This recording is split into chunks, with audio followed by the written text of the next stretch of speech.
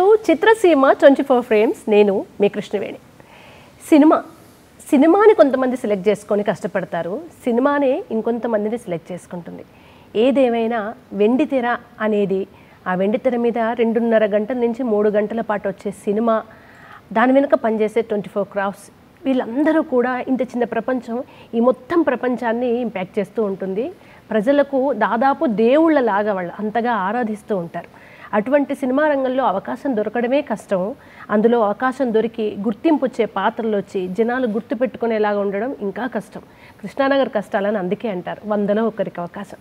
అలా dollar dreams నుంచి start అయ్యి సినిమా డ్రీమ్స్ని సొంతం చేసుకొని తెలుగు ప్రేక్షకులు అందరూ హే మీరు ఫలానా సినిమా కదా అని గుర్తుపట్టేలాగా తన యాక్టర్గా, డైరెక్టర్గా, ఎగ్జిక్యూటివ్ ప్రొడ్యూసర్గా సక్సెస్ఫుల్గా తెలుగు ప్రేక్షకుల అభిమానాన్ని సొంతం చేసుకుంటున్న అనీష్ కురువిల్ల గారు ఈరోజు మనతో పాటు చిత్రసీమ 24 ఫ్రేమ్స్లో ఉన్నారు. ఆలస్యం చేయకుండా మాట్లాడదాం. సార్ నమస్తే. నమస్తే అండి. Welcome to Chitraseema 24 frames. Thank you so much. మీ గురించి గంట సేపు మీ విశేషాలన్నీ తెలుసుకుందాం. కానీ అంతకన్నా ముందుగా మా దూరదర్శన్ యాదగిరి మీకోసం ఒక స్పెషల్ ఏవి చేసింది, అది చూద్దాం. అనీష్ కురువిల్ల మంచి హైటు, అందుకు తగ్గ పర్సనాలిటీ, ఆకట్టుకునే డైలాగ్ డెలివరీ, సెటిల్డ్ పెర్ఫార్మెన్స్, ఇవే ఆయనకు నటుడిగా తెలుగు ఇండస్ట్రీలో మంచి గుర్తింపును తీసుకువచ్చాయి. పెద్ద పెద్ద సీన్లు, పేజీల కొద్దీ డైలాగులనేవి లేకున్నా సినిమాలో వచ్చే చిన్న చిన్న సీన్లతోనే తన నటనలోని విభిన్నతను చాటుకున్నారు Aneesh Kuruvilla. Director Sekhar Kammula dollar dreams సినిమాతో ఇండస్ట్రీకి నటుడిగా పరిచయమయ్యారు. అదే సినిమాకు అసిస్టెంట్ డైరెక్టర్ గాను పనిచేశారు. ఆ తర్వాత అనీష్ కురువిల్లాకు ఆనంద్, గోదావరి వంటి సినిమాల్లో మంచి నటుడిగా గుర్తింపు లభించింది. చిన్నప్పటి నుంచి సినిమా డైరెక్టర్ కావాలనే లక్ష్యంతో ఉన్న అనీష్ 2006లో గోదావరి మూవీ తర్వాత 10 ఏళ్ల పాటు నటనకు దూరంగా ఉన్నారు. 2007లో confession of a film maker అనే సినిమాతో డైరెక్టర్గా పరిచయమయ్యారు. ఆ తర్వాత ఆవకాయ బిర్యానీ, కో అంటే కోటి అనే సినిమాలకు దర్శకత్వం వహించారు. మళ్లీ 2016లో పెళ్లి చూపులు సినిమాలో నటించి యాక్టర్గా సెకండ్ ఇన్నింగ్స్ ని మొదలుపెట్టారు. ఇక ఆ తర్వాత వరుస ఆఫర్లు క్యూ కట్టడంతో Aneesh Kuruvilla full busy artist గా మారాడు. Nenu local, hello, Bharat Ane Nenu, Goodachari, Maharshi, Vakeel Saab, Waltair Veerayya, Dhamaka, Tillu square, mad square, ఇలా ప్రతి ఏడాది 5-6 సినిమాలకు తగ్గకుండా నటుడిగా ఫుల్ బిజీ అయ్యాడు అనీష్ కురువిల్ల. తెలుగుతో పాటు హిందీ, తమిళ, మలయాళ, కన్నడ భాషల్లో కూడా సినిమాలు చేశారు. ఎంఎస్ ధోని, బిగిల్, టైగర్ 3 లాంటి పరభాష పాపులర్ సినిమాల్లో కూడా క్యారెక్టర్ ఆర్టిస్ట్ గా నటించారు. ఇక మధ్యలో దర్శకుడిగా God's of Dharmapuri, the mystery of మోక్ష ఐజ్లాండ్ లాంటి వెబ్ సిరీస్లను కూడా తెరకెక్కించారు అనీష్ కురువిల్ల. డాలర్ డ్రీమ్స్, ఆనంద్, శేఖర్ కమ్లా గారి సినిమాలు, ఆవకాయ బిర్యానీ, ఎందుకు ఇవన్నీ అంటే మీరు శేఖర్ కమ్లా గారికి ఎగ్జిక్యూటివ్ ప్రొడ్యూసర్గా చేశారు. అసలు ఏదో 2 శరీరాలు ఒక ఆత్మ అంటారు చూడండి, అలా అనిపిస్తూ ఉంటుంది. ఆవకాయ బిర్యానీ థియేటర్లో చూసిన వాళ్ళలో నేను కూడా ఒకదాన్ని. ఇంత మంచి జర్నీ కదా. డాలర్ డ్రీమ్స్ నేషనల్ అవార్డు, అసలు మీరైనా ఊహించారా ఆ రోజు డాలర్ డ్రీమ్స్ లాంటి సినిమాకు నేషనల్ అవార్డు వస్తుంది అని? అండ్ యాక్టర్గా మిమ్మల్ని మీరు చూసుకోవడం ఎక్కడ స్టార్ట్ అయింది జర్నీ? జర్నీ ఎక్కడ స్టార్ట్ అయిందంటే దానికి ఒక ఒరిజిన్, ప్రతి స్టోరీకి ఒక ఒరిజిన్ స్టోరీ ఉంటుంది. సో నా ప్రయాణం ఒక యాక్టర్గా, ఒక నటుడుగా 4th క్లాస్లో స్టార్ట్ అయింది. మా ఇంగ్లీష్ టీచర్ ఏమో అప్పుడు 3rd క్లాస్ అనుకుంటా. వాళ్ళు మా స్కూల్లో ఉన్న కల్చర్ ఏంటంటే ప్రతి సంవత్సరం రవీంద్ర భారతిలో ప్లేస్ ఉండేవి. సో 3rd క్లాస్లో నా ఇంగ్లీష్ టీచర్ నన్ను పిలిపించి ఒక రోల్ ఇచ్చారనమాట. ద మ్యూజిక్ బాక్స్ అని ఒక ప్లే, ఇంగ్లీష్ ప్లే. సో దాంతో ఒక నటుడుగా ఒక క్రియేటివ్ ఎన్వైరన్మెంట్లో ఉండడం, అకాడమిక్సే కాకుండా నా స్కూల్లో ఉన్న ఒక థియేటర్ ఎన్వైరన్మెంట్లో నేను దూరిపోయాను అనమాట. అంటే గేమ్స్ అవన్నీ చాలా ఇష్టం ఉండే, ఫుట్బాల్ అంతా ఆడేవాడిని, కానీ I use to look forward to theatre. So ఆ జర్నీ, స్కూల్లో స్టార్ట్ అయిన జర్నీ, నేను కాలేజ్ టైంకి ఆబ్వియస్లీ ఒక డెసిషన్ తీసుకోవాలి కదా కెరియర్ గురించి, లైఫ్ గురించి. ఆ మలుపు, ఆ క్రాస్ రోడ్స్లో ఉండేటప్పుడు నేను ఆల్ దీస్ ఇయర్స్, నేను ఆల్మోస్ట్ 10th క్లాస్ వరకు రవీంద్ర భారతిలో ఎవ్రీ ఇయర్ స్కూల్ ప్లేస్లో ఐ వాజ్ ఆల్వేస్ పార్టిసిపేటింగ్ అనమాట. దాంట్లో మెయిన్లీ ఒక నటుడుగా, అప్పుడప్పుడు రైటర్గా, యూనో. అండ్ కాలేజ్లో ఉండేటప్పుడు పెద్ద డెసిషన్ తీసుకోవాలి యాక్చువల్లీ కెరియర్ గురించి. ఎందుకంటే you're going to commit your self to one thing for the rest of your life. అప్పుడు ఐ మేడ్ దట్ డెసిషన్, కాదు మనం సినిమా ఇండస్ట్రీలో ఉండాలి, ఎందుకంటే I think that's the right space for somebody like me. So అక్కడ start అయిన ప్రయాణం. Luckily ఆ జర్నీలో I met a lot of wonderful creative people. వాళ్ళతో అసోసియేట్ అవ్వడము, వాళ్ళతో కలిసి పని చేయడము, దాంట్లో you know some beautiful projects came together. Sir నిర్ణయం మనం తీసుకుంటే మనతో పాటు కుటుంబం కూడా అవసరం. ఇప్పుడు మీరు కాలేజ్ టైంలో సినిమా అనేది చాలా పెద్ద నిర్ణయం, అంటే వెనకాల చాలా బ్యాక్గ్రౌండ్ అయినా ఉండాలి, లేకుంటే ఎకనామికల్గా అసలు ఏం చేసినా నడుస్తుంది చెల్తా అనేటట్టయినా ఉండాలి. మీరు ఈ నిర్ణయానికి వచ్చినప్పుడు ఇంట్లో వాళ్ళు ఏమన్నారు, చెప్పారా నేను నిర్ణయం తీసుకోబోతున్నాను? నేను చెప్పాను. యాక్చువల్లీ నేను ఫైనల్ ఇయర్ ఆఫ్ కాలేజ్లో ఉండేటప్పుడే, ఫైనల్ సెమిస్టర్లో ఉండేటప్పుడే అసిస్టెంట్ డైరెక్టర్గా పనిచేయడం మొదలుపెట్టేశాను యాక్చువల్లీ ఒక యాడ్ కంపెనీలో. కానీ అప్పుడు నేను నా ఫ్యామిలీకి చెప్పలేదు, ఎందుకంటే వాళ్ళు ఇంకా నేను గ్రాడ్యుయేట్ అవుతాను దీంట్లో ఉన్నారనమాట. ఒక 6 months అయిన తర్వాత వాళ్ళకి చెప్పాను, నేను లాస్ట్ 6 months నుంచి పని చేస్తున్నాను, కాలేజ్ ఎగ్జామ్స్ అన్నీ అయిపోయినాయి, కానీ నేను నా జర్నీలో స్టార్ట్ అయిపోయాను అనమాట, ఎవరిని ఏం అడగకుండా. Of course like every middle class house hold వాళ్ళు కూడా చాలా కంగారు పడ్డారు, కానీ అట్ ద సేమ్ టైం వాళ్ళు కొంచెం ఒక ఆపర్చునిటీ ఇచ్చారు. సరే లేదు చూద్దాం ఇంకా, అంటే నీ మనసు మై పేరెంట్స్ హ్యావ్ ఆల్వేస్, వాళ్ళకి ఏంటంటే అంటే ప్రెషర్ ఆబ్వియస్లీ అందరికీ ఉంటుంది, ప్రతి చైల్డ్కి ఉంటుంది. We have to be successful, ఒక మంచి కెరీర్లో ఉండాలి. వాళ్ళు కూడా అదే హోప్స్ ఉండేవి, ఇప్పుడు కూడా ఉన్నాయి. కానీ ఏంటంటే వాళ్ళు నన్ను సరేలే, వాడికి యూనో అకాడమిక్స్ మీద అంత మనసు లేకపోతే వాడికి మనసున్న చోట వాడు వెళ్ళని అని ఫస్ట్ అయితే కొంచెం నర్వస్గా, కొంచెం గ్రడ్జింగ్లీ సరేలే చూద్దామని ఆపర్చునిటీ ఇచ్చారు నాకు, ఆ సపోర్ట్ ఇచ్చారు. అండ్ అఫ్ కోర్స్ నేను కూడా వాళ్ళ పేషెన్స్ అంత బాగా టెస్ట్ చేశాను, ఎందుకంటే it's not a very stable industry, especially in the beginning when you're trying to find your foothold కదా. కానీ కొన్ని సంవత్సరాల తర్వాత వాళ్ళు కూడా అనిపించింది, సరేలే వీడు కరెక్ట్ లైన్లో ఉన్నాడు, వీడికి సెట్ అయ్యే లైన్లో ఉన్నాడు. ఇంకా అక్కడి నుంచి it's been I been lucky that you know my family is, వాళ్ళు సపోర్ట్ చేశారు ఫస్ట్ నుంచి. అసిస్టెంట్ డైరెక్టర్గా ఫస్ట్ ఎక్కడ జాయిన్ అయ్యారు మీరు? మణిశంకర్ గారని, he's a film maker, ad film maker, corporate film maker. ఆయనకి ఒక ప్రొడక్షన్ కంపెనీ ఉండే, భైరవ్ ఫిల్మ్స్ అని. సో 97లో నేను ఒక ప్రొడక్షన్ అసిస్టెంట్ / అసిస్టెంట్ డైరెక్టర్గా జాయిన్ అయ్యాను. అప్పుడు ఆయన 50 years ఆఫ్ ఇండియన్ ఇండిపెండెన్స్ అని, అది that was a big moment ఇండియాలో ఆబ్వియస్లీ. అండ్ ఆయన మ్యూజిక్ వీడియోస్ చాలా చేసేవారు అనమాట. అది కూడా వండర్ఫుల్ మ్యూజికల్ టాలెంట్తో కొలాబరేట్ చేసి, ఇళయరాజా గారితో, విశాల్ భరద్వాజ్ గారితో, బాబా సేగల్ గారితో, లక్కీ అలీ గారితో. సో ఈ నా మొదటి ప్రయాణం ఒక మ్యూజిక్ వీడియో ప్రాజెక్ట్లో ఒక అసిస్టెంట్ డైరెక్టర్గా స్టార్ట్ అయింది అనమాట. అది ఆల్మోస్ట్ ఒక 2 years చేసి, అంటే music videos, corporate films, ad films, అలాంటి ఒక బ్యాక్డ్రాప్తో స్టార్ట్ చేసిన తర్వాత నేను సినిమా ఇండస్ట్రీ కాదు మనకి ఇదంతా, కార్పొరేట్ ఫిల్మ్స్, యాడ్ ఫిల్మ్స్ మనకి సెట్ కాదు, మనకి మన దృశ్యం అంటే మన target was always the film industry. And అప్పుడు నగేష్ కుకునూర్ ఫిల్మ్ మేకర్, అప్పుడు ఆయన హైదరాబాద్ బ్లూస్ చేశారు. అది చూసి నేను అప్పుడు ప్రీమియర్ షోకి కూడా వెళ్ళాను యాక్చువల్లీ. అండ్ చూసి నేను, అంటే మైండ్ ఎక్స్ప్లోడింగ్ మూమెంట్ ఒకటి ఉంటుంది కదా, ఒక బల్బ్ వెలిగే మూమెంట్. అంటే ఎవరైనా ఒక ఇండీ ఫిలిం తక్కువ బడ్జెట్లో కొంతమంది ఆర్టిస్ట్ ఫ్యామిలీ చుట్టూలతో కలిసి మనం ఒక సినిమా చేయొచ్చని నాకు ఫస్ట్ టైం అనిపించింది. సో ఆయనతో నేను ఆయన రెండో సినిమా రాక్ఫోర్డ్లో అసిస్టెంట్ డైరెక్టర్గా పనిచేశాను. అది చాలా మంది పిల్లల గురించి ఒక స్టోరీ అనమాట, coming of age story. So అక్కడ స్టార్ట్ అయింది నా అసిస్టెంట్ డైరెక్టర్ ప్రయాణం నగేష్ కుకునూర్ గారితో. Started with Manishankar, but feature film side ఏమో ఫస్ట్ నగేష్ కుకునూర్ గారు.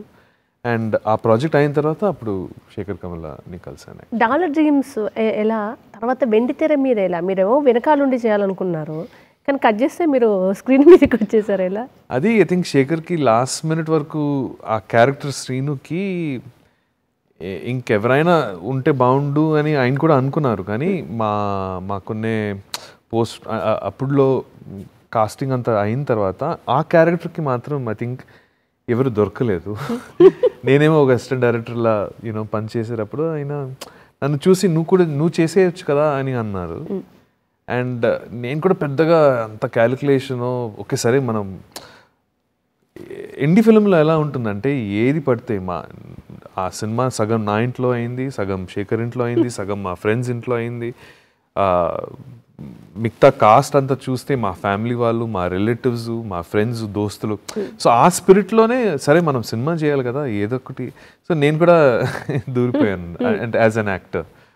అండ్ కానీ ఎప్పుడు నాకు అప్పుడు అంటే ఎప్పుడు ఫోకస్డ్ యాక్టర్ అవ్వదామని అప్పుడు లేకుండే, ఎందుకంటే నా హార్డ్ కోర్ ఫోకస్ డైరెక్షన్ మీదే ఉండే అనమాట. సో యాక్టింగ్ చేసిన తర్వాత కూడా డాలర్ డ్రీమ్స్లో నేను దాన్ని సీరియస్గా ఫాలోఅప్ చేయలేదు కొన్ని సంవత్సరాల వరకు. మీరు అంటారు కదా అందులో బ్రహ్మానందం గారు ప్రేమించింది నేను ప్రేమించాల్సి వచ్చింది లాగా మీరు చేయాల్సి వచ్చింది ప్రతిసారి. కానీ మీకు అనిపించలేదా మంచి లుక్, మంచి పర్సనాలిటీ, యాక్టింగ్ కూడా చేస్తారు ఆనంద్లో కూడా, రైట్, ఎక్కడో చేసుకుంటూ వెళ్దాంలే అన్నట్టుగా మీకు వద్దన్న ఆపర్చునిటీస్ వెతుక్కుంటూ వచ్చాయి కూడా. చాలా మందికి ట్రై చేసిన రాను ఆపర్చునిటీస్, యాక్టర్గా స్క్రీన్ మీద కనిపిస్తే చాలని కోరుకునే వాళ్ళు ఉంటారు. మీరు ఇంకా ప్రయత్నం చేసి పెద్ద రోల్స్, చాలా వ్యాక్యూమ్ ఉంది అంటారు కొన్ని క్యారెక్టర్స్కి, మీరేమో ఇప్పుడు గడ్డం జుట్టు కూడా పెంచేశారు, ఇంకా ఇలా సీరియస్గా ఎందుకు ట్రై చేయలేదు? మీరు బాగుంది కదా ఇలా వెళ్దాము అని. అప్పుడు మా ఇట్స్ ఆల్ అబౌట్ ఆ టైంలో ఆ ఏజ్లో ఒక ఫైర్ అండ్ ప్యాషన్ మొత్తం behind the scenes, creation, directing మీదే ఉండేది, రాయడం మీద ఉండేది అనమాట. సో అండ్ పెద్దగా actually dollar dreams and Anand తర్వాత కూడా ఇంట్రెస్టింగ్ ఆఫర్స్ ఏం రాలే. అండ్ వచ్చిన ఆఫర్స్లో కూడా నన్ను I couldn't identify my self. నేను చేయగలుగుతానా, డాన్స్ చేయగలుగుతానా, లేకపోతే దే ఆస్క్ ఫర్ ఒక సర్టన్ కైండ్ ఆఫ్ బిహేవియర్, ఇలా ఉండాలి. ఎస్పెషలీ ఆనంద్ తర్వాత ఆల్మోస్ట్ సిమిలర్ రోల్స్ కాదు కానీ similar interesting supporting character roles వచ్చాయి. కానీ అట్ దట్ టైం ఎందుకో నా మైండ్ ఒప్పుకోలేదు, అంటే ఇది మనం చేయలేమేమో, ఇది సెట్ కాదు. అంటే నా స్టైల్ ఆఫ్ యాక్టింగ్కి వాళ్ళు అడిగిన వాట్ దే వర్ ఎక్స్పెక్టింగ్ అది నేను మీట్ అవ్వలేనేమో అని అనుకున్నాను. ఇంకోటి ఏంటంటే లైక్ ఐ సెడ్ ఫోకస్ అంతా ఇప్పుడు ఆనంద్ తీయడమే it was like a huge పెద్ద ఛాలెంజ్ అనమాట. అండ్ నెక్స్ట్ ఐ వాజ్ శేఖర్తో ట్రావెల్ అవుతూ గోదావరి చేస్తూ ఉన్నాం అనమాట. సో నా మొత్తం వైరింగ్ అంతా was about making a project, developing a project, collaborating and trying to make it happen. So నా మైండ్ అప్పుడు ఆ టైంలో యాక్టింగ్ మీద వెళ్ళలేదు అనమాట. కొన్ని సంవత్సరాల తర్వాత మళ్ళీ వెళ్ళలేదు. డాలర్ డ్రీమ్స్ని అవార్డ్స్కి పంపించాలన్న ఆలోచన, డిస్కషన్ ఎప్పుడు స్టార్ట్ అయింది? కాన్ఫిడెంట్ ఎలా వచ్చి, అంత కాన్ఫిడెన్స్గా ఎలా ఉన్నారు? డాలర్ డ్రీమ్స్ రిలీజ్ అయ్యేటప్పుడు దానికి ఒక modest critical praise and modest box office result వచ్చింది. కానీ ఆ టైమింగ్ ఆఫ్ ద ఫిల్మ్ కదండి, 1999 జస్ట్ బిఫోర్ Y2K ఎరా, అప్పుడులోనే .com బూమ్తో చాలామంది ఇండియన్స్ ఫస్ట్ టైం యూఎస్కి వెళ్ళిపోవడము జాబ్ మీద, హెచ్1 వీసా మీద. It was a very topical film. It అంటే జైట్ గైస్ట్ అని అంటారు కదా, ఉండే కల్చరల్ సోషల్ మూమెంట్లో ఎవరైనా ఒక ఆర్టిస్టిక్ ఒక సబ్జెక్ట్ క్రియేట్ చేస్తున్నారంటే which syncs with what is happening socio culturally, that film had ఒక స్ట్రాంగ్ రెజనెన్స్, చాలామందికి కనెక్ట్ అయింది. ఐ థింక్ ఆ భరోసాతోనే మేము సరే national awards application form just fill up చేసి పంపించేసాము. It was a genuine surprise. Swarnakamalam, Indira Gandhi national award for best debut director, అది వచ్చేటప్పుడు వి వర్ జస్ట్ థ్రిల్డ్. అంటే ఇట్ వాజ్ నాట్, అంటే ఎవరు ఎక్స్పెక్ట్ చేయలేదు. And that's the beauty about this profession sometimes అండి. అంటే మనం ఆశలు పెట్టుకోకుండా సిన్సియర్గా పనిచేస్తూ ముందుకు ఉంటే దానికి ఏదో రకంగా మనకి ఫ్రూటో రివార్డ్ వస్తుంది అని నా నమ్మకం.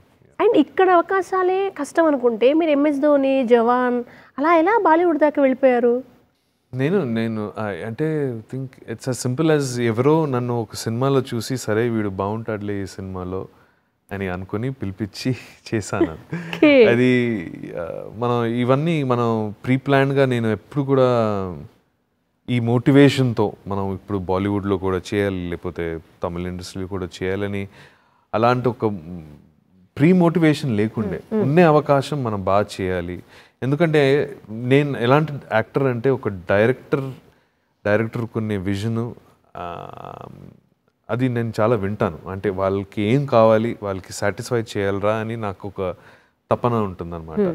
I just did my job, keep doing my job sincerely and try to bring, అంటే ఏ ప్రాజెక్ట్ అయినా, చిన్న ప్రాజెక్ట్ అయినా, మీడియం బడ్జెట్ ప్రాజెక్ట్ అయినా, ఒక లార్జ్ పెద్ద సినిమా అయినా, నేను ఏదో ఒక ఎక్స్ ఫ్యాక్టర్ తీసుకొని రావాలి. చిన్న సీన్ అయినా, పెద్ద సీన్ అయినా, ఎక్కువ సీన్స్ అయినా, తక్కువ సీన్స్ అయినా, ఉండే దాంట్లో మనం ఏదో చేయాలి, స్పెషల్గా గుర్తింపు తీసుకొని రావాలి. అది మాత్రం నా ప్రయత్నం ఉండేది. సో ఈ రిజల్ట్స్ బాలీవుడ్ నుంచి ఆఫర్ రావడమో, ఈ పెద్ద సినిమా రావడమో, it's just a fruit of I hope part of journey అనుకున్నారు అంతే మీరు. my and they continuously doing sincere and focused work. Okay, మీరు వచ్చిన టైము అంటే అప్పటిదాకా సినిమాలు ఒక రకంగా నడుస్తుంటే, dollar dreams especially Anand first ఒక 2-3 రోజులు అందరూ ఏంటి ఇది ఒక స్లో సినిమా అన్న దాంట్లోంచి అది స్లో పాయిజన్ అయిపోయిన సినిమా లాగా మారిపోయింది, ఎక్కేసింది మొత్తం అందరికీ. ఆ 2004కి ముందు సినిమాలు 2004 తర్వాత ఒక బ్రాండ్ లాగా ఉన్న ఆనంద్ గోదావరి కూల్గా ఇది మన కథే, పెద్దగా ఏదో ఉండాల్సిన అవసరం లేదనేది వచ్చింది. ఆనంద్ డిస్కషన్స్ అప్పుడు మీరు అప్పటికి ఇన్బిల్డ్, మీరు ఒక డైరెక్టర్, ఇది సక్సెస్ అవుతుంది, ఎక్స్పెరిమెంట్ చేయొచ్చు అనే కాన్ఫిడెన్స్ ఎక్కడి నుంచి వచ్చింది మీకు? ఇటువంటిది ఎంతవరకు యాక్సెప్ట్ చేస్తారనుకున్నారు? యాక్చువల్లీ ఈ ప్రశ్న మీరు శేఖర్ని అడగాలి. నేను మాత్రం అసలు అంత డీప్ ఆలోచనలో వెళ్ళలేదు. ఇదొక మన రెండో ప్రయత్నం డాలర్ డ్రీమ్స్ తర్వాత. చాలా ఛాలెంజింగ్ సబ్జెక్ట్లా అనిపించింది. శేఖర్కి ఏమో ఆయనకు ఓన్ ఒక యూనివర్స్, ఒక వరల్డ్ క్రియేట్ చేయాలని ఉండే, అది కూడా పద్మరావు నగర్లో సెకండ్ బ్యాడ్ బ్యాక్డ్రాప్లో. సో నాకు అదంతా అర్థమైంది, ఎందుకంటే నా బ్యాక్గ్రౌండ్, నా మిలియో అంతా ఇక్కడే సెకండ్ బ్యాడ్ సైడే. సో ఆ ప్రపంచం క్రియేషన్లోనే మా all our focus and all our energy went into that.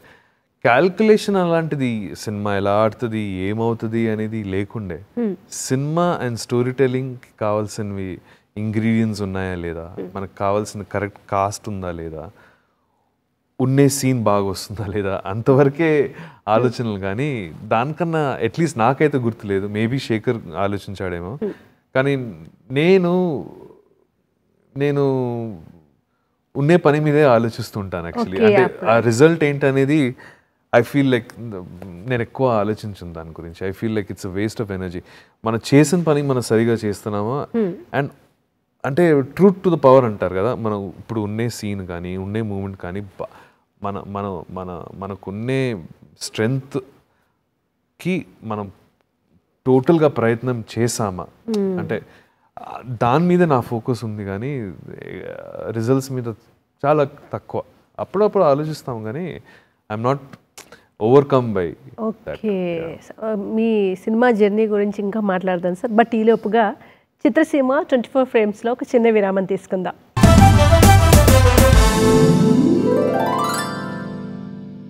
కార్యక్రమానికి తిరిగి స్వాగతం. సార్, అంటే లైఫ్ ఈజ్ ఆల్ అబౌట్ ఇది అని ఉంటుంది ఒక్కొక్కరికి, మీకేంటి? I think being very true to your self. Okay, అంటే మనం ఈ సినిమా ప్రపంచం ఎలాంటిదంటే, మనం గ్రౌండెడ్గా ఉండకపోతే, రియలిస్టిక్గా ఉండకపోతే మన తలపైన చాలా వెళ్తూ ఉంటాయి. అంటే మనం వేరే ఒక పర్సనాలిటీ కూడా క్రియేట్ చేయొచ్చు, వేరే ఒక లైఫ్ కూడా క్రియేట్ చేయొచ్చు. కానీ లైఫ్ అనేది to keep it as simple as possible అండి. అంటే మనకున్నే లైఫ్లో ఉన్న ఏదైనా మ్యాజిక్ ఉంటే it is about the simple happinesses of being with friends and family, of having your health together, of having, see, every person needs an intellectual pursuit. Manakunne ego ki oka ambition untundi. Be focused on that and bring a certain element of oka sincerity to that process. Evarki ఏ రకంగా bullshit ఇవ్వకుండా మన పని మీద మనం ఫోకస్గా ఉంటూ దాంట్లో ఒక truth to the power అని అంటాం. మన చేసే పని ఎందుకు చేస్తున్నాము అంటే, ఎస్పెషలీ నేను డైరెక్షన్ గురించి మాట్లాడుతున్నాను. నేను డైరెక్ట్ చేసిన ఏ సినిమా అయినా సరే దానికి అంటే అందరూ చేస్తారు ఇది, కానీ నాకు ఈ స్టోరీ ఎందుకు చెప్పాలి, ఈ స్టోరీ చెప్తే అసలు దీంతో ఆడియన్సెస్కి నేను ఎలా ఎంటర్టైన్ చేయొచ్చు, లేకపోతే ఏం చెప్దాం అనుకుంటున్నాను, Purpose of అది story. That purpose has to be very clear to me, and అదే నన్ను డ్రైవ్ చేస్తూ ఉంటుంది. సో ఐ బ్రింగ్ ఒక కోడ్ ఆఫ్ కాండక్ట్ ఒకటి ఉంటుంది నా వర్క్లో, అది మాత్రం మెయింటైన్ చేస్తూ లైఫ్లో ఉన్న చిన్న చిన్న సింపుల్ మూమెంట్స్ని ఎంజాయ్ చేస్తూ గ్రౌండెడ్గా ఉండడం. ఎక్కువ లైఫ్ని కాంప్లికేట్ చేయడం అవసరం లేదు. చాలా సింపుల్ లైఫ్ అనవసరంగా కాంప్లికేట్ చేసేసుకుంటున్నారు. అండ్ సార్ పెళ్లి చూపుల్లో ఎలా సార్ ఎలా వచ్చింది ఆపర్చునిటీ? అది యాక్చువల్లీ పెళ్లి చూపులు టైంలో నేను ఎవరో అంటే ఐ థింక్ వాళ్ళ టీం నుంచి, అసిస్టెంట్ డైరెక్షన్ టీం నుంచి కాల్ చేసి ఇలా తరుణ్, యాక్చువల్లీ నాకు తరుణ్ ముందు నుంచే పరిచయం, ఎందుకంటే తరుణ్ అప్పుడు షార్ట్ ఫిల్మ్స్ అని చేసేవాడు అండ్ ఫేస్బుక్లో మేము మాట్లాడుతూ ఉన్నాము, 2-3 షార్ట్ ఫిల్మ్ ఫంక్షన్స్లో కూడా కలిసాను. సో తరుణ్ గురించి నాకు ఒక ఐడియా ఉండే actually as a emerging young film maker. So Tarun నన్ను ఈ రోల్ ఇలా అనుకుంటున్నాను, ఈ ఒక క్యారెక్టర్ ఉంటాడు రిచ్ గై వాట్ ఎవర్. నేను ఫస్ట్ అడిగిన ప్రశ్న తరుణ్కి, నేను చేయగలుగుతానని నీకు నమ్మకం ఉందా, ఒకసారి నువ్వు నన్ను ఆడిషన్ చేయి, స్క్రీన్ టెస్ట్ చేయి, ఎందుకంటే చాలా రోజుల తర్వాత మళ్ళీ నేను తెర పైన వస్తున్నాను. And I was mentally ready, అంటే ఓపెన్ అయ్యాను, సరే మనం చేద్దాం, ఈ స్టేజ్ ఆఫ్ లైఫ్లో మనం చేద్దాంలే, ఎందుకంటే అది కరెక్ట్ అనిపించింది నాకు ఆ టైంకి. అండ్ తరుణ్ అయితే వద్దు, ఏం అక్కర్లేదు, నాకు తెలుసు మీరు చేయగలుగుతారని. నేను కాదు, నువ్వు కాన్ఫిడెంట్గా ఉండాలి, షూటింగ్ రోజు ఏదైనా అయితే మరి ప్రాబ్లం అవుతుంది కదా. నేనే స్వయంగా ఆయన ఆఫీస్కి వెళ్ళి సీన్ పేపర్ తీసుకొని నేను చదివి, ఓకేనా చూడు, మరి నా డిక్షన్ ఎలా ఉంటుంది, నా బిహేవియర్ ఎలా ఉంటుంది, ఈ క్యారెక్టర్కి మీకు సెట్ అవుతుందా, నువ్వు ఏదో కాంప్రమైజ్ అవ్వకు అని చాలా అడిగిన తర్వాత తరుణ్ కాదు, మీరు చేయగలుగుతారులే, మీరు రండి చేయండి అని అన్నాడు. And that's how it started. Sir ఒక చేంజ్ సినిమాలో అనేది చాలా పాజిటివ్ చేంజ్ లాగా అనిపిస్తూ ఉంటుంది, మీ ఒపీనియన్ చెప్పండి. ఇప్పుడు ఆనంద్ నుంచి చూస్తే ఇప్పుడు తరుణ్ భాస్కర్ గారు కానివ్వండి, ఇలాంటి వస్తున్న కొత్త యంగ్ జనరేషన్ అంతా, ఒకప్పుడు యాక్టింగ్ అంటే మీకు సరిగ్గా రాకుంటే డబ్బింగ్ ఆర్టిస్ట్ని పెట్టాలి, యాక్షన్ అంటే ఇలా ఉంది. ఇప్పుడు ఏం లేదు, నిజ జీవితంలో ఎలా ఉంటే స్క్రీన్ మీద అలా చేసే, ఎంత న్యాచురల్గా ఉంటే అంత మంచి యాక్టింగ్. డైలాగ్ మీకు ఎలా వస్తే అలా, అది మీకు ఆ స్లాంగ్ ఎలా ఉన్నా, డిక్షన్ ఎలా ఉన్నా యాక్సెప్ట్ చేసేస్తున్నారు, అట్లా పెడుతున్నారు. అంటే ఒరిజినల్గా ఏముందో అది పెట్టే ప్రయత్నం చేస్తున్నారు కదా. ఈ క్రమంలోనే ఇప్పుడు తరుణ్ భాస్కర్ లాంటి వాళ్ళు ఇట్లా చాలామంది వచ్చి సినిమాని ఒక కొత్తగా చూపించడం స్టార్ట్ చేశారు. ఓ సినిమా అంటే అదేం కాదు, నీది నాది మనందరిది, జస్ట్ స్క్రీన్ మీద చూడండి అని. ఇది ఆనంద్ నుంచి గమనించాం. ఆనంద్లోనే కొంచెం డైలాగ్స్, ఇదేంటి డైలాగులు ఇట్లా వస్తున్నాయి అనే ఫీలింగ్ వచ్చింది మీ డైలాగ్స్ దగ్గర నుంచి. పెద్ద డబ్బింగ్ ఏం ప్రిఫర్ చేయలేదు. ఈ చేంజ్ మీరు ఎలా గమనించారు? ఇది ఎప్పటి నుంచి స్టార్ట్ అయింది? ఇది ఎంతవరకు ఈ మార్పును అడాప్ట్ చేసుకోవడం స్టార్ట్ చేశారు జనాలు అంటే ఒక డైరెక్టర్గా మీరు ఏం చెప్తారు? ఐ థింక్ ఆనంద్ వచ్చేటప్పుడు అది ఒక ఆనంద్ తెలుగు సినిమా హిస్టరీలో ఒక బెంచ్ మార్క్ ఫిల్మ్ అండి. ఎందుకంటే అప్పుడు వరకు ఆనంద్ క్రియేట్ చేసింది ఏంటంటే ఒక కొత్త ఐడెంటిటీ, ఒక కొత్త ఆడియన్సెస్కి. ఎందుకంటే అప్పుడు వరకు ఉన్న సినిమాలలో ఒక లాంగ్వేజ్ కానీ క్యారెక్టర్స్లో కానీ ఒక కొంచెం ఏలియనేషన్ ఉండే. సినిమా అంటే ఫుల్ డ్రామా, ఫుల్ అసలు అది కూడా బాగుంటుంది, నాకు కూడా చాలా ఇష్టం. కానీ ఆనంద్ చాలా రోజుల తర్వాత, డెకేడ్స్ తర్వాత ఒక సినిమా వచ్చింది which connected so closely with audiences. ఎందుకంటే వాళ్ళ నిజం జీవితంతో పాటు ఒక రొమాంటిక్ సైడ్ ఆఫ్ లైఫ్, అసలు వర్షాలు, మిర్చి బజ్జీలు, కలిసి ఫ్యామిలీలో ఉండడము, కుక్కలు, పిల్లలు, అంటే శేఖర్ ఆయనకున్నే విజన్, ఆ హార్ట్ ఏది ఉందో అది ఆయన పెట్టారు సినిమాలో. అండ్ ఐ ఫెల్ట్ అంటే హిస్టరీ ఆఫ్ తెలుగు సినిమా చూస్తే Anand will be one of those touchstone. ఎందుకంటే it created a new syntax, a new grammar, and ఒక కొత్త ఆడియన్స్, అంటే ఉన్న ఆడియన్స్కి గ్రావిటేట్ అయ్యారు ఈ సినిమా గురించి. అరే ఇది కదా మనం మాట్లాడే విధానం, ఇది కదా లైఫ్, ఇలా చూపించాలి కదా అని ఒక రిలేటబిలిటీ స్టార్ట్ అయింది. కానీ నేను నోటీస్ చేసేది అంటే ఆల్మోస్ట్ ఒక డెకేడ్ వరకు ఎవరో మళ్ళీ అది టచ్ చేయలేదు, శేఖర్ తప్ప. అండ్ ఇప్పుడు ఉన్న జనరేషన్లో I see you know film makers making grounded, realistic, అంటే you have to have entertainment కదండి. So something that mixes everything, you know makes films which are cinema can be మన సైడ్లో ఉండే సినిమాలు ఒకటి హీరో డ్రివెన్ సబ్జెక్ట్స్ ఉంటాయి, హీరో డ్రివెన్ సబ్జెక్ట్స్లో ఎక్కువ స్టోరీ మీద ఫోకస్ ఉండకపోవచ్చు, ఎందుకంటే it's all driven by the image of the hero. So అది that's one kind of film and that's great, అది ఉండాలి. ఎందుకంటే I think we need a balance of all kinds of films. కానీ rooted film making which is based on stories and characters, on simple plots or even complex plots, that is beginning to take shape now, you know. And I think it's just an filmmakers, ఇప్పుడు audiences ఎలా మారుతున్నారో filmmakers కూడా మారుతున్నారు. ఒక new generation of filmmakers ముందుకొచ్చి వాళ్ళ observations, వాళ్ళ లైఫ్లో చూసినవి వాళ్ళు ఇప్పుడు రిఫ్లెక్ట్ చేస్తున్నారు. So ya, it's just it's like a cyclical wheel అండి. అంటే we keep reinventing ourselves, we keep reanalyzing మనకి ఏం ఇంపార్టెంట్ స్టోరీ టెల్లింగ్లో.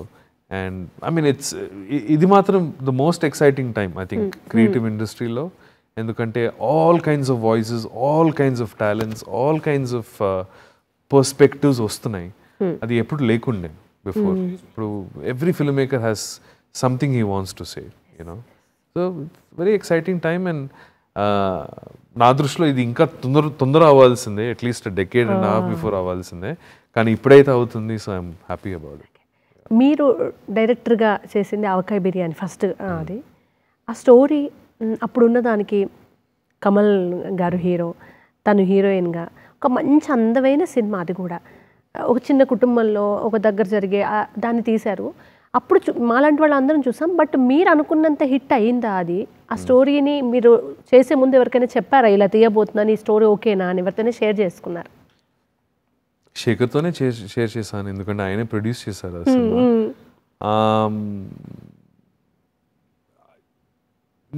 సినిమా అంతగా ఏం ఆడలేదండి. అంటే it was well received and I would say it was a modest success at the box office. కానీ cinema ఆ స్టోరీ చెప్పడం నాకు చాలా ఇంపార్టెంట్ అనిపించింది. ఒకటేంటంటే ఫస్ట్ ఆఫ్ ఆల్ మన సినిమాలు రూటెడ్గా ఎందుకు ఉండకూడదు, అండ్ ఈ dynamics of inter religious stories ఏది ఉన్నాయో నాకు అది రీఇన్వెంట్ చేయాలని అనిపించింది. ఇప్పుడు సాధారణంగా ఒక హిందూ ముస్లిం లవ్ స్టోరీ చూపించాలంటే మనం కొన్ని will take it for granted. For example almost 99% అమ్మాయి ముస్లిం ఉంటుంది, బాంబే సినిమాతో సహా హీరో మాత్రం హిందూ ఉంటాడు. ఎందుకంటే ఎక్కువ శాతం ఆడియన్సెస్కి ఒక రిలేటబిలిటీ ఫ్యాక్టర్ హీరోలో ఉండాలి కదా. నేను ఫస్ట్ అది ఇన్వెస్ట్ చేశాను. ఎందుకు హీరో ఫస్ట్ ఆఫ్ ఆల్ ఒక ముస్లిం ఉండకూడదు, అసలు మనం ఎప్పుడు చూడం మన తెలుగు సినిమాల్లో, యూనో. సో అదొక ఫస్ట్ ఒక మోటివేషన్ ఉండేది, ఎందుకంటే ఆ పర్స్పెక్టివ్ మనం చూడలేదని అనిపించింది. ఇంకోటి ఏంటంటే ఇలాంటి ఒక ఇంటర్ రిలీజియస్ రిలేషన్షిప్స్లో ప్రతి సినిమాలో ఒక రేంజ్ ఆఫ్ వైలెన్స్, ఒక రేంజ్ ఆఫ్ గొడవతో రెజల్యూషన్ చూస్తాము. వాళ్ళిద్దరు లేచిపోయి తొందర విలన్స్ ఏమో వాళ్ళు వెనకాల పడి నరకాలు గిరకాలు. So I wanted to reinvent this. I wanted to bring a fresher perspective to this. అది సాధారణమైన జిందగీలో ఇది కాదు భయ్య. అంటే నా ఓన్ లైఫ్లో ఉన్న నా ఓన్ ఎక్స్పీరియన్సెస్ తీసుకొచ్చి దాన్ని మిష్ మ్యాష్ అట్లా చేసుకొని ఈ స్టోరీ చెప్పడం జరిగిందనమాట. And it was very important to me, ఎందుకంటే ఐ ఫెల్ట్ ఒక అండర్ రిప్రజెంటేషన్ ఉండేది, ఒక పర్స్పెక్టివ్ లేకుండే, అసలు ఎందుకు ఇట్లా ఉండేది. See that comes back to my own initial about not being represented enough. You know, you feel certain people, certain communities are marginalized. Enduku aa perspective lo undakpochu. So that was what was new about it, and I wanted to bring a more oka more pragmatic and a more koncham dream like qualities kuda untayi సినిమాలో. కానీ ఇలాంటి relationships and ఒక relationships between equal, ఒక Hindu Muslim అమ్మాయి అబ్బాయి మీద మధ్యలో ఉండే ఒక రిలేషన్షిప్ ఆఫ్ ఈక్వల్స్, ఆ డిపిక్షన్ అంతా చేశాను. అది సినిమా చూసేటప్పుడు దానికున్నే what it's trying to say about society, what it tries to say about humanity, అదంతా సినిమాలో ఉంది. And I'm glad that over a period of time, over a decade now since the film, almost 16 years I think, more than that, that the film it has found a lot of love from audiences. And co అంటే కోటి ఆ తర్వాత శర్వానంద్ గారితో మీకు శేఖర్ గారి style ఏమైనా ఉందా, gap తీసుకోవాలి అలా? లేదు, యాక్చువల్లీ ఆవకాయ బిర్యానీ అయిపోయిన వెంటనే మనం సరే వీళ్ళకి ఇలాంటి సో కాల్డ్ రొమాంటిక్ డ్రామాస్ ఆడియన్స్కి నచ్చట్లేదు కదా, మనం ఒక వెరీ ఎడ్జీ పల్పీ, అంటే పల్పీ అని పదం ఎందుకు వాడుతున్నానంటే అప్పుడులో ట్రైన్ స్టేషన్స్లో డిటెక్టివ్ కామిక్ బుక్స్ అవన్నీ ఉండేవి, వీలర్ కామిక్ బుక్స్. మనం జస్ట్ టైం పాస్ కోసం మనం ట్రైన్లో ప్రయాణం చేసేటప్పుడు ఇలాంటి డిటెక్టివ్ క్రైమ్ నావెల్స్ అవన్నీ పట్టుకుని ప్రయాణం చేసేవాళ్ళం కదా. అలాంటి ఒక బ్యాక్ డ్రాప్, అలాంటి ఒక టెక్స్చర్లో ఇలాంటి కొన్ని పల్పీ క్యారెక్టర్స్ గురించి ఒక క్రైమ్ స్టోరీ చెప్దామని అనుకున్నాను. Very ambitious and very challenging to tell that story. ఆ స్టోరీ తీయడంలోనే అది ఆ ప్రయాణం, అదొక ప్రయాణం. సో ఆవకాయ టు కోంటే కోటి ఒక ఆల్మోస్ట్ 3 years 4 years పట్టింది అనమాట. ప్రాజెక్ట్ మధ్యలో గ్యాప్ ఉండడం అనేది అది మనం పెద్దగా, అంటే అది నేను ఏదో ప్లాన్ ఏం చేయలేదు, తీసుకోలేదు, వచ్చింది గ్యాప్ వచ్చింది. ఎందుకంటే I think mostly to do the fact that Avakai Biryani and కోంటే కోటి రన్అవే సక్సెసెస్ అవ్వలేదు కాబట్టి నేను మళ్ళీ ఒక అసిస్టెంట్ డైరెక్టర్గా, మళ్ళీ ఒక కో డైరెక్టర్గా, మళ్ళీ శేఖర్ దగ్గర కొన్ని ప్రాజెక్ట్స్ అవన్నీ చేస్తా వెళ్ళాను నేను. అంటే ఎందుకంటే నాకు సరే మనం ఇంత కమర్షియల్ బ్లాక్ బస్టర్కి కావాల్సిన ఇంగ్రీడియంట్స్ మనకి స్టోరీ టెల్లింగ్లో మేబీ ఇంకా నేర్చుకోవాలేమో, లేకపోతే నా స్టైల్ ఆఫ్ స్టోరీ టెల్లింగ్కి తక్కువ ఆడియన్సెస్ ఉన్నాయి, ఆడియన్సెస్ లేదని తక్కువ ఆడియన్సెస్ ఉన్నాయి. సో దాన్ని ఎలా మార్కెట్ చేయొచ్చు, లేకపోతే ఐ టుక్ నేనే కాన్షియస్గా కొంచెం బ్యాక్ సీట్ తీసుకున్నాను అండ్ ఎక్కువ వేరే ప్రాజెక్ట్స్ మీద పనిచేయడం స్టార్ట్ చేశాను till gods of Dharmapuri. And మీ క్యారెక్టర్స్కి వచ్చేసరికి ఎందుకు పోలీస్ ఆఫీసర్స్ ఎక్కువ వెతుక్కుంటూ వస్తున్నారు మిమ్మల్ని, ఇది పర్టికులర్ రీజన్? అది నాకు యాక్చువల్లీ సెంట్రల్ గవర్నమెంట్ ఉద్యోగం రాలేదు కాబట్టి ఇలా అయినా నాకు పెన్షన్ అదంతా వస్తుందేమో అని ఆ ప్లాన్తో నేను ఏం లేదండి, అంటే మేబీ ఒక లీడర్షిప్ కైండ్ ఆఫ్ రోల్ అవ్వచ్చు, నా లుక్ అండ్ గెటప్ అవ్వచ్చు, లేకపోతే సర్టన్ కైండ్ ఆఫ్ అథారిటీ ఫిగర్స్కి వీడు సెట్ అవుతాడు, వీడు వాయిస్ ఎట్లా అంటాడు, ఒక కైండ్ ఆఫ్ ఒక హైబ్రిడ్ నేచర్ ఉంది కదా నేను మాట్లాడే విధానంలో. కానీ సో మేబీ ఎక్కువ శాతం ఫిల్మ్ మేకర్స్కి నేను ఒక పోలీస్ ఆఫీసర్గా అనిపిస్తున్నానేమో. కానీ అంటే ఏ యాక్టర్కైనా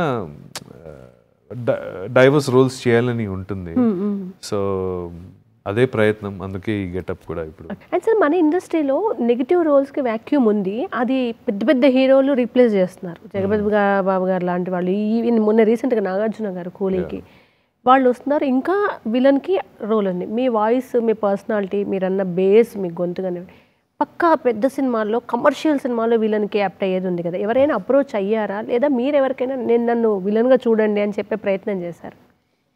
నేను ఇప్పుడు మాత్రం కెమెరాని చూసి చెప్తాను. అఫ్ కోర్స్ నేను అంటే at the end of the day our work has to speak to them కదా. మనం ఎన్ని డైవర్స్ రోల్స్ చేస్తామో డైరెక్టర్స్కి కూడా అక్కడే అనిపిస్తుంది, ఓకే సరే వీడు ఇది చేయగలుగుతాడు.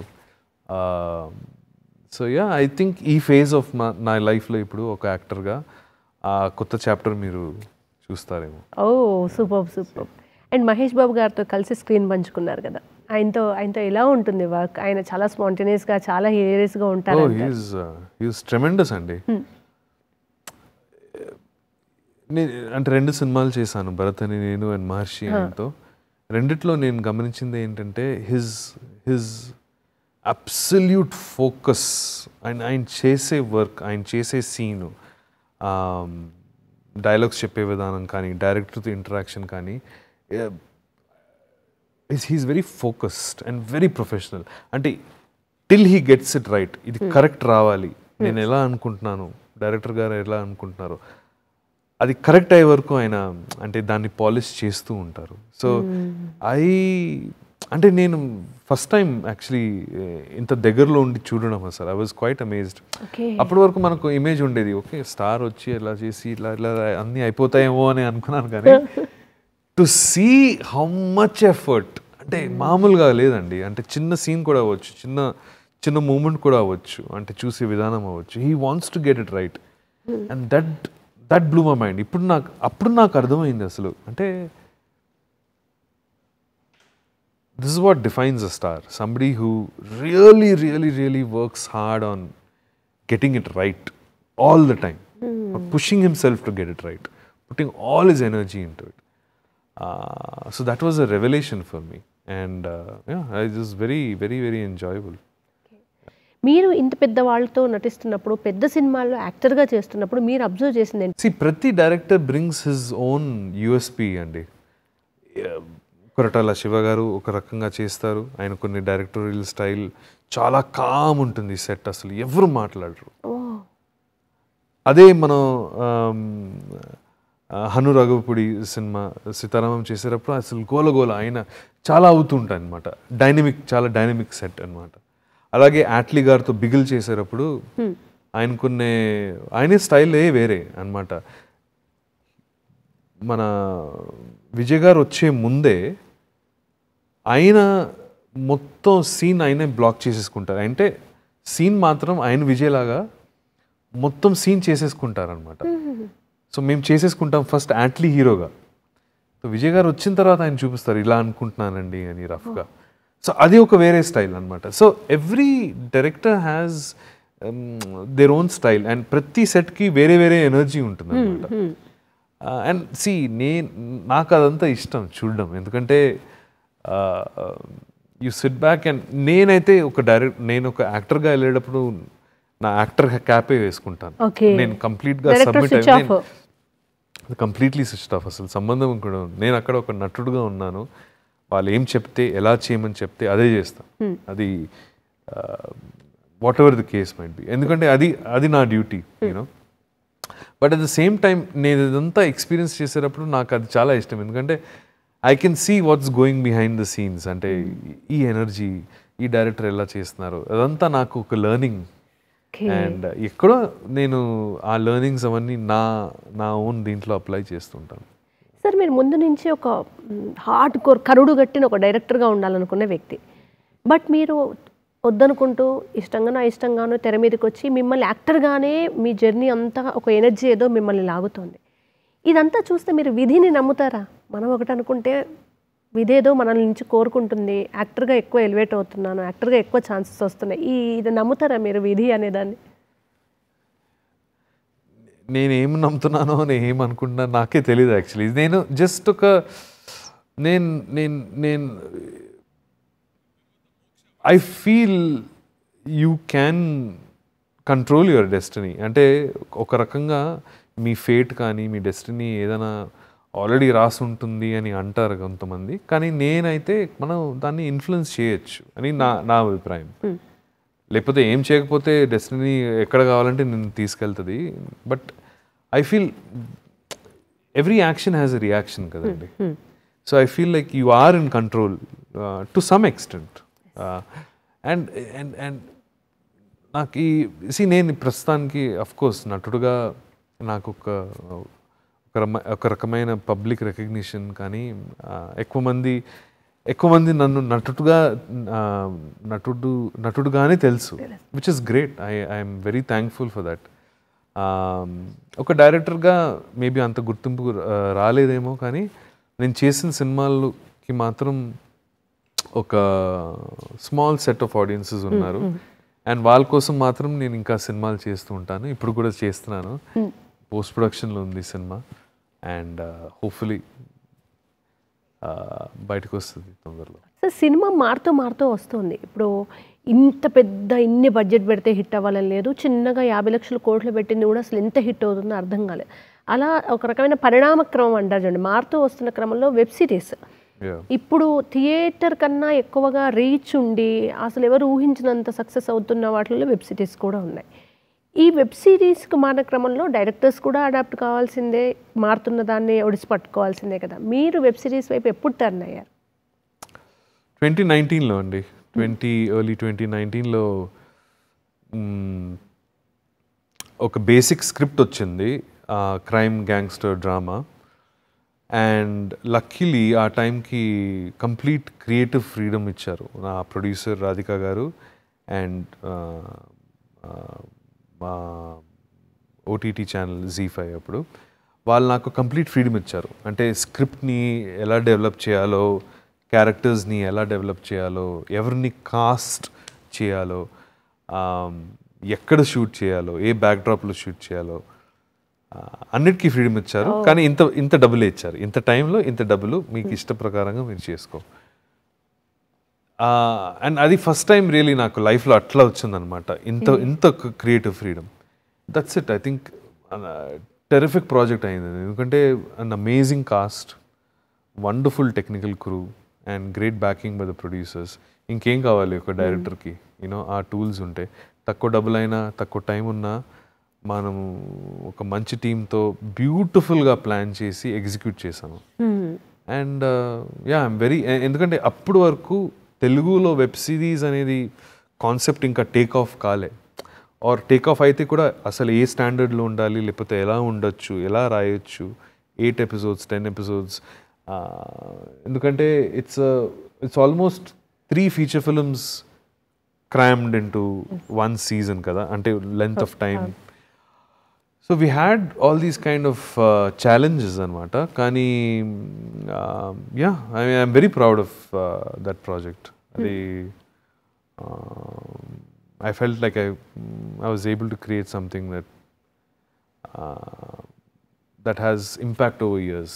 ఓకే, చాలా ఎర్లీ. అంటే ఇప్పుడు వెబ్ సిరీస్ ఆఫ్టర్ కోవిడ్ కొంచెం అంతా ఆన్లైన్ వచ్చేసిన తర్వాత, ల్యాప్టాప్స్ వచ్చిన తర్వాత ఇవన్నీ చూస్తున్నారు. కానీ మీరు స్టార్ట్ చేసింది మీరు అన్నట్టుగా చాలా early.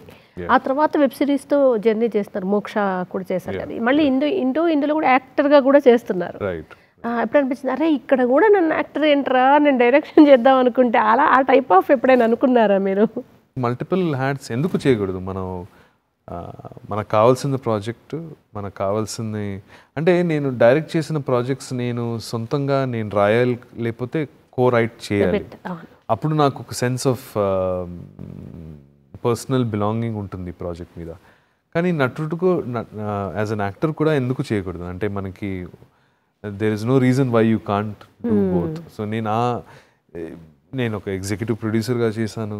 So you can wear multiple hats. I think that's the beauty of, అంటే ఒక క్రియేటివ్ పర్సన్కి దీనికన్నా ఇంకేం కావాలి? అంటే కొన్ని ప్రాజెక్ట్స్ ఏమో మనం ఒక డైరెక్టర్ బ్రెయిన్, కొన్ని ప్రాజెక్ట్స్కి ఏమో ఒక రైటర్ బ్రెయిన్ పెట్టుకుంటాము, కొన్ని ప్రాజెక్ట్స్కి ఏంటంటే ప్యూర్లీ ఒక యాక్టింగ్ విజన్తో. సో నాకున్న పర్సనాలిటీకి, నాకున్న బ్యాండ్విడ్త్కి ఇంకా ఎక్కువ ఇంకేదైనా ఉంటే నాకు చెప్పండి, సెట్ డైరెక్షన్ కూడా చేస్తాను. Multitasking. I mean I'm interested. Cinema film making is at the core of what I do. So అది లైటింగ్ అవ్వచ్చు, ప్రొడక్షన్ మేనేజ్మెంట్ అవ్వచ్చు, క్రియేటివ్ ఏదైనా పనులు ఉండొచ్చు, టెక్నికల్గా కెమెరాతో ఉండొచ్చు. నేను కెమెరా అసిస్టెంట్గా కూడా చేశాను నా మొదటి ప్రయాణం జర్నీ. సో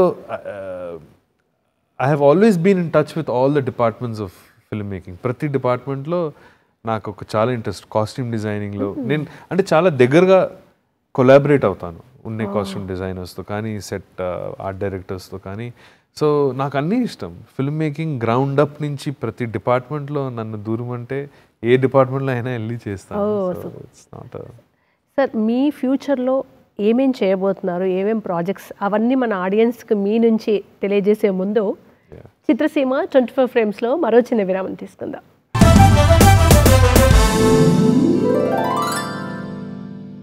కార్యక్రమానికి తిరిగి స్వాగతం. సార్, మోక్ష experience web series, I think నేను చేసిన అన్ని ప్రాజెక్ట్స్లో ఆవకాయ బిర్యానీ, కోంటే కోటి, God's of Dharmapuri, the mystery of Moksha island was I think నాకున్న మోస్ట్ ఒక రిస్కియెస్ట్ ప్రాజెక్ట్ అనమాట. ఎందుకంటే దాంట్లో ఆబ్వియస్లీ ఒక science fiction kind of background, అది నేను ఎప్పుడూ అటెంప్ట్ చేయలేదు.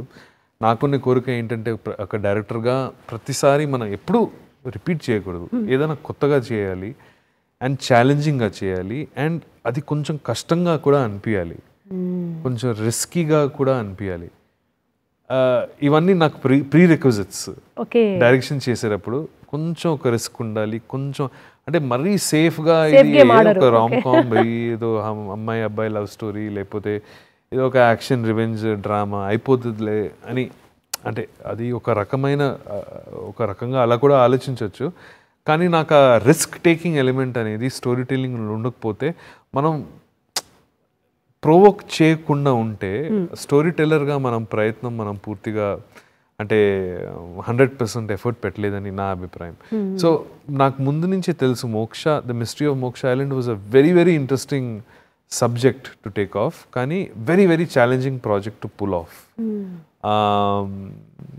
సబ్ కాన్షియస్ గురించి, కాన్షియస్నెస్ గురించి, కాన్షియస్నెస్ ట్రాన్స్ఫర్ గురించి, ఇలాంటి ఫ్యూచర్ సైంటిఫిక్ టెక్నాలజీ గురించి, ఒక మ్యాడ్ క్రేజీ సైకోపాథిక్ సైంటిస్ట్ గురించి, ఆయనకున్నే ఫ్యామిలీ గురించి, నాకు ఇవన్నీ చాలా నచ్చింది యాక్చువల్లీ ఆ backdrop. And it was a very challenging project to pull off. చాలా ఛాలెంజెస్ ఉండేవి ప్రొడక్షన్ లాజిస్టిక్స్ వైజ్, కష్టమైన లొకేషన్స్ అండ్ హ్యూజ్ కాస్ట్. ఒక 20 మంది కాస్ట్ మెంబర్స్తో చాలా డిఫికల్ట్ టెరెయిన్లో, చాలా డిఫికల్ట్ కండిషన్స్లో షూట్ చేసుకుంటూ వెళ్ళాము. But yeah, I'm actually it's I'm quite proud of it, because అది ఎలా పుల్ ఆఫ్ చేసాం, ఎలాంటి ఛాలెంజెస్ ఉండేవి నాకే తెలుసు. And it's my drive as a filmmaker to keep trying to do something different each time. So yeah, that was Moksha. Sir, Gods of Dharmapuri, అది ధర్మపురి అనేది ఒక పెద్ద పుణ్యక్షేత్రం, నరసింహస్వామి వారిది. అలా చాలా మందికి తెలుసు. ఆ పేరు పెట్టడానికి దీనికి ఏమన్నా లింక్ ఉందా? అది ఒరిజినల్ స్టోరీయా? అసలు ఏంటి దీన్ని? లేదు, అసలు సంబంధం లేదు ఏ ఒరిజినల్ స్టోరీతో కానీ రియల్ లైఫ్ ఇన్సిడెంట్స్తో కానీ. ధర్మపురి అని టౌను ఆంధ్రాలో కూడా ఉంది, తమిళనాడులో కూడా ఉంది యాక్చువల్లీ. ధర్మపురి అనేది అది జస్ట్ కుదిరింది, అది అంటే స్టోరీ పరంగా ఇట్ సౌండెడ్ గుడ్. అండ్ మా వెబ్ సిరీస్ కొన్ని acronym was god, GOD. So అంతే, అంటే ధర్మపురి జస్ట్ ఒక పేర్లా వాడుకున్నాం కానీ, ఎందుకంటే it just sounded powerful. But it's a fictional story, fictional backdrop. Has nothing to do with real life experience. ఏ లైన్లో రాబోతోంది, ఎలా ఉండబోతుంది, ఆడియన్స్కి ఏదైనా లీక్? ఏది నా నెక్స్ట్ సినిమానా? నా నెక్స్ట్ సినిమా ఈజ్ ఒక ఇండీ ఫిల్మ్ అండి, independently produced film. It is ఒక ఫీల్ గుడ్ ఫిల్మ్ అనుకోవచ్చు అండి. డ్రామడీ అంటారు కదా, కొంచెం డ్రామా కొంచెం కామెడీ, చాలా మ్యూజికల్గా ఉంటుంది. అండ్ ఒక ఆన్సాంబుల్ కాస్ట్ ఉంటుంది అనమాట, 5-6 గురించి story. And cinema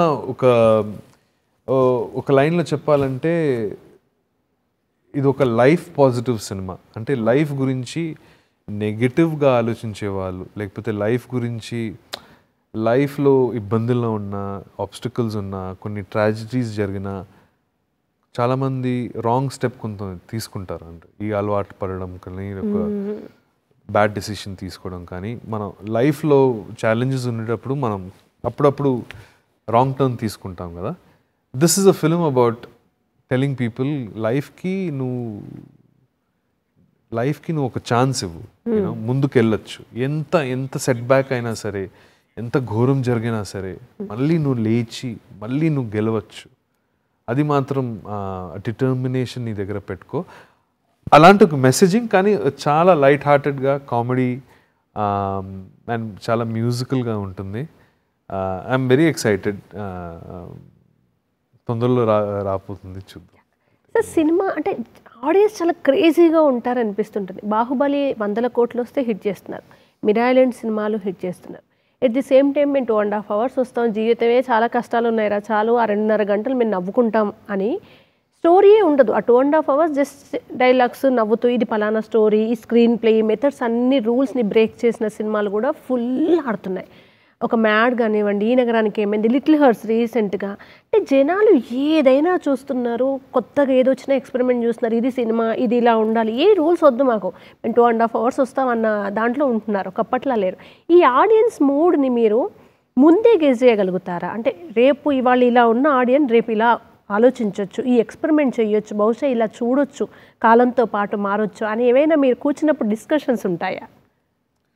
definitely discussion ఉంటుంది. ఎందుకంటే సినిమా మనం తీసేటప్పుడు ఎవరి కోసం తీస్తున్నాం? ఆడియన్స్ కోసమే తీస్తున్నాం. అండ్ ఆ డిస్కషన్ కానీ ఒక మైండ్లో ఉండే డిబేట్ కానీ ప్రతిసారి ఉంటుంది. అంటే ఆడియన్స్కి నచ్చుతుందా లేదా, లేకపోతే ఆడియన్స్ ఇన్ని ఎలా ఇంటర్ప్రిట్ చేయొచ్చు. కానీ ఎవరు కూడా గెస్ కూడా చేయలేరు ఆడియన్స్కి ఫైనల్గా వాళ్ళు ఎలా రిసీవ్ చేస్తారో.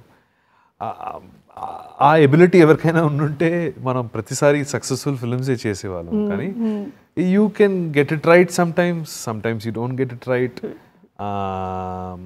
అంతా అదొక మిస్టరీ అండి. దాన్ని మనం అంటే ఏ ఆల్గోరిథం కానీ ఏ ఆర్టిఫిషియల్ ఇంటెలిజెన్స్ కానీ ఎవరు ఒక హ్యూమన్ బీయింగ్ ఒక ఆర్ట్ ఫామ్ని చూసి వాళ్ళు ఎలా రియాక్ట్ అవుతారో, వాళ్ళకి ఎంత మీనింగ్ఫుల్గా ఉండొచ్చు ఎవరు గెస్ చేయలేరు. అది that is something very, it's a biological kind of a reaction. It comes from I think a very native biological reaction to a piece of art. అది మనం ఎన్ని సినిమాలు చేసినా, ఎన్ని కథలు రాసినా, ఇంకొక హ్యూమన్ బీయింగ్ నువ్వు ఇంటర్ప్రెట్ చేసిన ఆర్ట్కి వాళ్ళు ఎలా ఇంటర్ప్రెట్ చేస్తారో మనం ఎప్పుడు గెస్ చేయలేము. And that's the fact of the matter. అంటే దట్స్ వై అది ఇట్స్ కాల్డ్ షో బిజినెస్.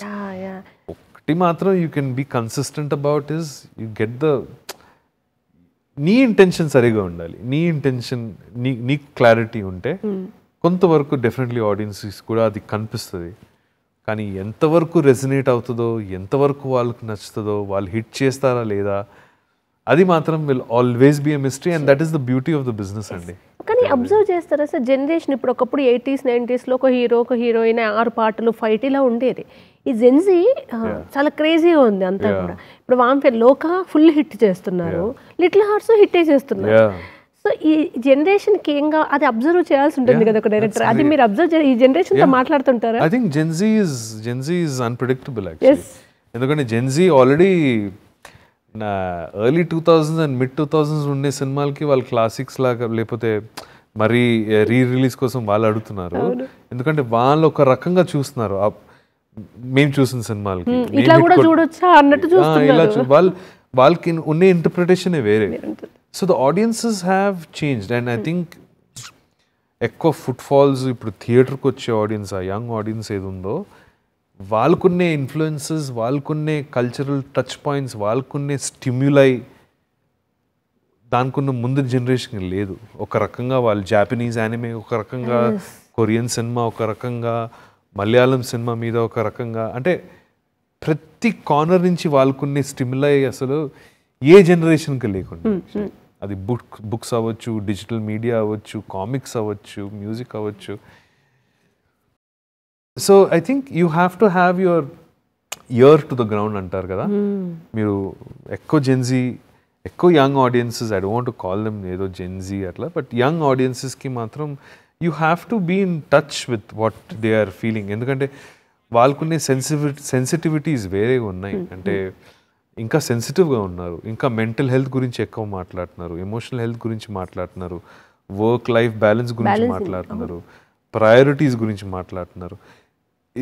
చాలా ఇంట్రెస్టింగ్ జనరేషన్, చాలా క్లారిటీగా ఉన్నారు వాళ్ళు, చాలా క్లారిటీ, కన్ఫ్యూజన్ లేదు అసలు వాళ్ళకి ఏం కావాలి. అండ్ సార్ మీ రాబోతున్న ప్రాజెక్ట్స్ ఏంటి ఒకసారి మా ఆడియన్స్ కోసం, యాజ్ అన్ యాక్టర్గా, డైరెక్టర్గా? ఒక యాక్టర్గా మోస్ట్ నా అప్కమింగ్ ప్రాజెక్ట్ ఒకటే ఏంటంటే ఇస్ డెఫినెట్లీ అఖండ 2. దాని గురించి నేను చాలా ఎక్సైటెడ్గా ఉన్నాను. ఎందుకంటే బాలయ్య గారితో సినిమా చేయడం was very special. So I'm looking forward to that. అలాగే మన అల్లరి నరేష్ గారితో ఒక సినిమా ఉంది, 12A రైల్వే కాలనీ, అది కూడా తొందరలో రిలీజ్ అవుతుంది. ఈ 2 సినిమాలు ఇప్పుడు తొందరలో రిలీజ్ అవుతుంది. వేరే సినిమాలు కొన్ని ఉన్నాయి దానికి గెటప్ అనమాట. కానీ దాని గురించి ఇప్పుడే మాట్లాడడం కొంచెం it's too early to talk about it. డైరెక్టర్గా మాత్రం లైక్ ఐ టోల్డ్ యూ, ఇప్పుడు ఇంకా టైటిల్ పెట్టలేదు, కానీ ఈ చిన్న ఒక ఇండిపెండెంట్ డ్రామెడీ ఫిలిం అది హోప్ఫుల్లీ తొందరలో వస్తుంది, పోస్ట్ ప్రొడక్షన్ స్టేజెస్లో. వా సూపర్ సార్.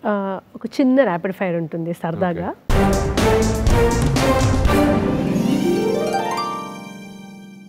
సార్ మీ సోల్ డైరెక్టర్ గానా యాక్టింగ్ గానా ఎక్కడ? ఫిల్మ్ మేకర్గా అంటే ఆల్ ఎంకంపాసింగ్, దానికి ఒకే ఆన్సర్ ఉండదు. సినిమా. Cinema super. స్వీట్ ఎక్కువ ఇష్టపడతారా, హాట్ ఎక్కువ ఇష్టపడతారా? హాట్. ఓ, మీరు నిద్ర ఉంటే చాలు అనుకునే రకమా, ఫుడ్ ఉంటే చాలు అనుకునే రకమా? ఫుడ్ ఉంటే చాలండి.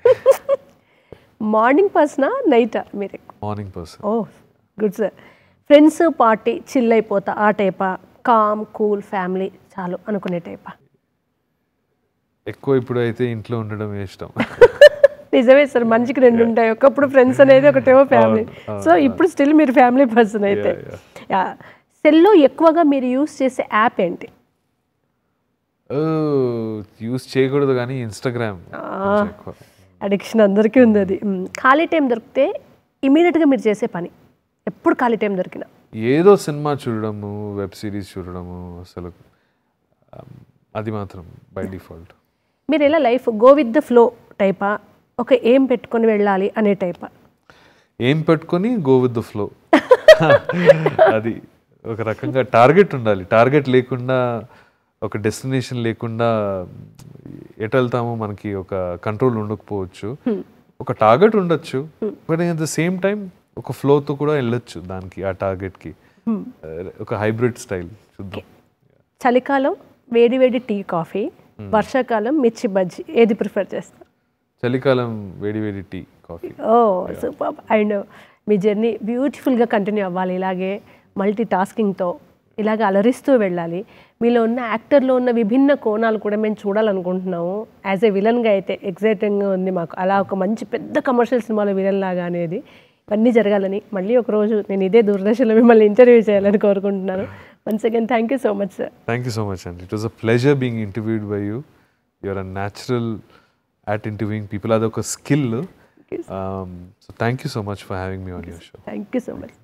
చూసారు కదండి, ఇది ఇవాల్టి చిత్రసీమ 24 ఫ్రేమ్స్. మరొక ఎపిసోడ్లో మరొక అతిథితో మళ్ళీ కలుస్తాను. అంతవరకు సెలవా మరి. నమస్కారం.